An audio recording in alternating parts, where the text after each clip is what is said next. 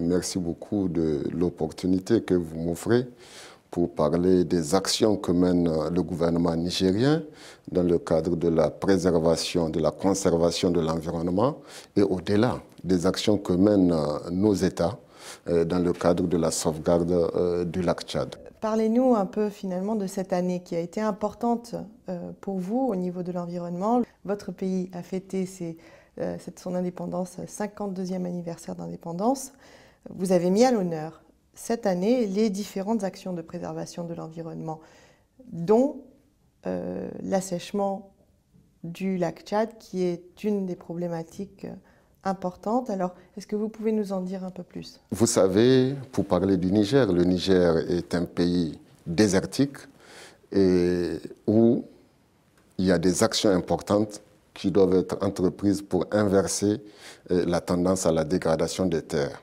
Environ 80 000 hectares de terres fertiles sont perdus chaque année et nous nous sommes rendus compte que nos actions en matière de récupération de terres ne dépassent guère 30 000 hectares par an. Ça veut dire que nous avons une balance négative qui porte sur une perte de 50 000 hectares. Alors, cette année, la fête de l'indépendance, comme les autres années, a été placée sur le signe de la conservation de l'environnement, mais cette année, c'est l'intensification des actions pour préserver notre environnement.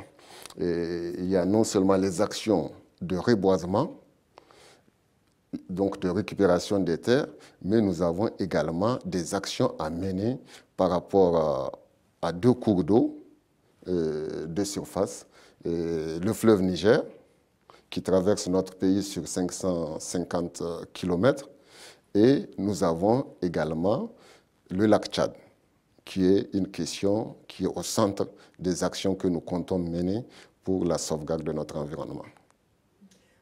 En quoi est-ce que ce lac Tchad est si important l'environnement? Et lorsqu'on parle d'assèchement, qu'est-ce qu'on veut dire réellement?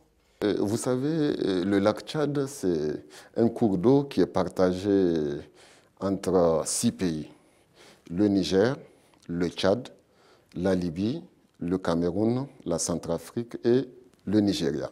Mais au-delà de ces 6 pays, c'est vraiment un cours d'eau qui fait partie d'un réseau hydrographique qui concerne l'Afrique centrale, l'Afrique de l'Ouest et même le Maghreb. Donc il est important que nous unissions nos efforts pour sauver ce cours d'eau qui tend à s'assécher. Et il y a des activités économiques qui se font autour de ce lac, essentiellement la pêche.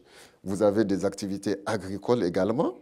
C'est des champs, c'est des cultures qui se font au niveau du lac, mais vous avez également l'alimentation de la nappe souterraine à partir de ce lac, et laquelle nappe est exploitée pour les besoins de l'approvisionnement en eau des populations.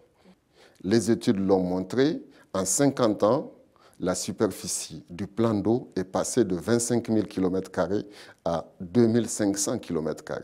Et selon les statistiques, selon les projections, si rien n'est fait pour inverser cette tendance à l'achèvement du cours d'eau, cet achèvement peut intervenir dans un avenir très proche que nous estimons à 50 ans.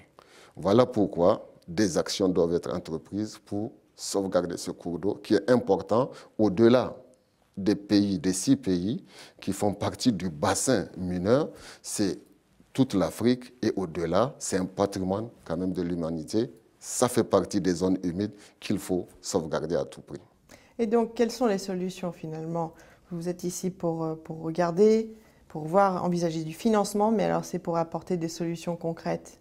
Oui, merci. Vous savez, le 30 avril passé, les chefs d'État se sont réunis à N'Djamena et les chefs d'État ont porté à la présidence du sommet des chefs d'État son Excellence M. Issoufou Mahamadou, président de la République du Niger. Et indépendamment de cela, les chefs d'État ont adopté un certain nombre de documents, un certain nombre de stratégies, dont le plan d'investissement pour la sauvegarde du lac Tchad, qui est un plan qui porte sur un montant d'environ 77 milliards de francs CFA, c'est-à-dire à peu près 150 millions de dollars. Et ce plan d'investissement est assorti d'une charte de l'eau qui régit les rapports entre les différents États. Il s'agit là de documents importants et ces documents devront faire l'objet de la table ronde des bailleurs de fonds. Et le chef de l'État a eu de ses pairs, en tout cas, le fait de porter ce dossier-là, d'organiser une table ronde des partenaires techniques et financiers pour boucler le financement. Et nous sommes là, à Tunis, dans ce cadre-là, parce que son Excellence, M. Issoufou Mahamadou, président de la République du Niger, président en exercice du Conseil du sommet des chefs d'État de la CBLT, a eu à saisir la BAD pour que cette institution africaine, qui est notre institution, joue le rôle de chef de file dans le cadre de l'organisation de cette table ronde. Alors nous sommes venus discuter avec la BAD de l'organisation matérielle de cette table ronde. Nous avons discuté sur les principaux documents et à l'issue de cette rencontre, de ces discussions, nous avons convenu d'un certain nombre de choses. Il s'agit, dans un premier temps, de choisir, sous financement de la BAD, un consultant qui va nous aider à peaufiner les documents. Parce qu'actuellement, le plan d'investissement, il faut le dire, c'est un catalogue de 58 projets. Il va falloir transformer ça en un document véritablement bancable à présenter aux partenaires techniques et financiers. Là, la BAD est tout à fait disposée à financer le recrutement d'un consultant et à cet effet. Nous avons également discuté avec la BAD, comme je le disais, des modalités pratiques d'organisation de cette table ronde et on a convenu qu'il faut chercher un champion, une personnalité reconnue au plan mondial qui va porter cette problématique par rapport à la sauvegarde du lac Tchad pour mobiliser, les amener à financer le plan d'investissement qui est le plan de sauvegarde du lac Tchad et qui porte sur un montant d'environ 150 millions de dollars. Par rapport à ce projet, et finalement, quel a été votre rapport avec la Banque africaine là, ces derniers jours? La BAD est un partenaire plus que privilégié, si j'ai pu m'exprimer de la sorte. Et la BAD intervient déjà dans nos États et dans le cadre des problèmes environnementaux, de la résolution des problèmes environnementaux.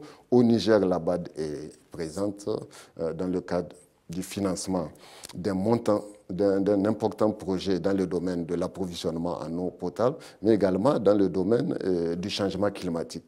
De façon générale, au niveau de la CBLT, vous avez la BAD qui est là et qui finance le projet ProDebalt, qui est un projet intégré de développement du bassin du lac Tchad et qui concerne pratiquement l'ensemble des pays membres et qui porte sur une enveloppe d'environ 30 millions d'euros, 20 milliards de francs CFA. Donc la BAD est un partenaire plus que privilégié, un partenaire traditionnel. C'est tout à fait normal que le président en exercice du sommet des chefs d'État, le président du Niger, ait pris la décision de prendre contact avec le président de la BAD, de cette institution qui est notre institution commune, pour lui demander de jouer le rôle de chef de file. Et je pense qu'à partir des entretiens que nous avons eus ces 2 jours, il y a espoir à ce que ce choix-là puisse être porteur d'espérance et d'espoir.